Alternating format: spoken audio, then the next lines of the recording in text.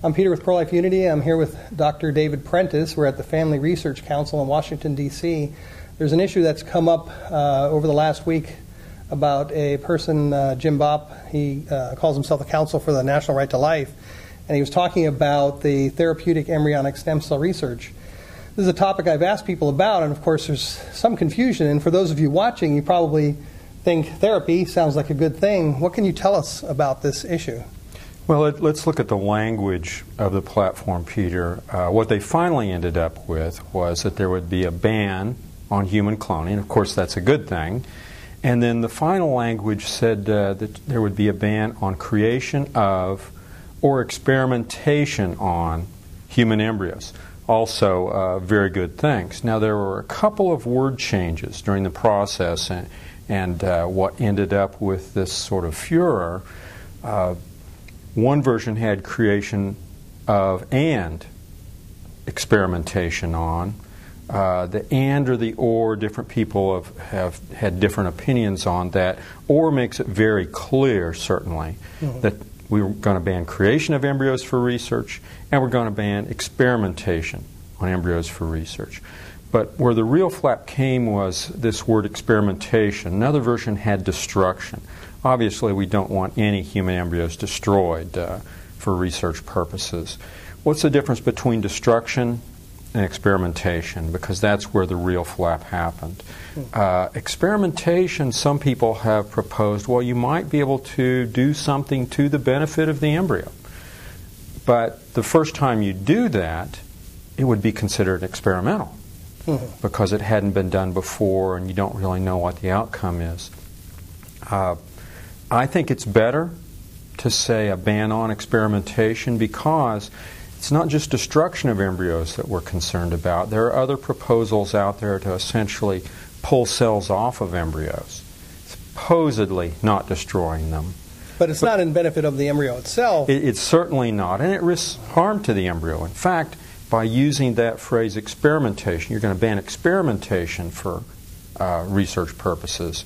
It lines the platform up with the current Dickey-Wicker Amendment, the annual funding ban on using federal funds for destruction or anything that risks harm or injury to the embryo. The proposal was made that, well, you might not want to say experimentation because there might be something you might do eventually that could be beneficial or therapeutic to the embryo, some sort of therapeutic research. As I've looked at this issue, I really don't come up with any sort of things that might be therapeutic to the embryo at that stage of development.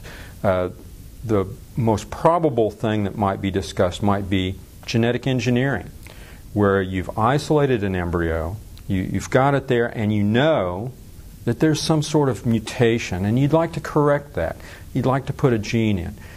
But in point of fact, you wouldn't do that at that stage of the embryo. You'd wait until later on for this embryo to develop several weeks, be a fetus, where you can actually at that point see the limbs, you can see the organs, and you can still do the genetic therapy at that point in time, just as you might do it on you or me after birth. Other things that might have been proposed was, well, what if you could do something in terms of the thawing or growth of the embryo in the dish for IVF that might benefit it? That's really not an experiment in one sense. It's a matter of using a current protocol and altering it just a little. It's like you or I going into the doctor and they say, well, we've diagnosed you with this particular disease. Here's the usual antibiotic, but we're going to give it to you for 10 days instead of 7. Or the surgeon who's doing heart surgery and decides to do something just a little bit different. It's not really considered an experiment. Some doctors might write it up and try and get it published and hope that they can get a publication out of it. That's not experimental. That's altering a current protocol. And so what we'd really like to do is foreclose any sort of experiment that might pose some sort of risk to the embryo. So as far as the embryos that we're talking about, I mean, these aren't just embryos don't fall out of the sky. They come from somewhere. And for folks that may not know, where do these embryos come from? Well, the embryos that are under discussion are the ones from in vitro fertilization clinics. fertility clinics where the couples have come in. They're undergoing this IVF to create several embryos and get them implanted in the hopes of a live birth. I mean, these are infertile couples that have decided to use assisted reproductive technologies to try and have a child. What happens then, unfortunately, is in our culture, they have certainly in the past tended to make a lot more embryos than you really need. And so they give the woman huge doses of hormones. Instead of 1 or 2 eggs that particular month, there are 10 or 20 or 30 eggs that are produced. Currently, they usually will fertilize all of those. Well, you don't put all of those embryos in the womb at a time. You put 1 or 2 or 3. The rest go in the freezer. And we end up, in a sense, stockpiling these young human lives. The couple may come back. Maybe they didn't get a pregnancy that time. They keep trying. Maybe they want other children. But inevitably, we're left with some embryos in the freezer.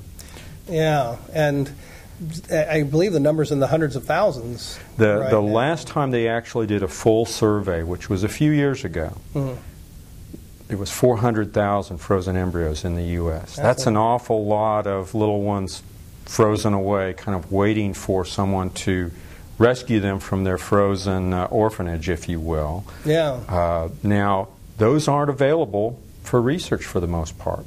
Yeah. You'll hear so often in the policy debates, oh, we could use them all for research, 400,000 embryos. When they did that survey, the Rand Corporation found there are only a very few thousand that are available for research. Most of those, the parents, those are their children. They don't want them thrown away. They don't want them used for research of any kind. There are also couples who adopt those frozen embryos. The original parents have had all the children they want, but they obviously don't want their little ones destroyed, thrown away. And other infertile couples have adopted these embryos. The best-known program is the Snowflakes program in California. And there are over 100 at last count just within the one program.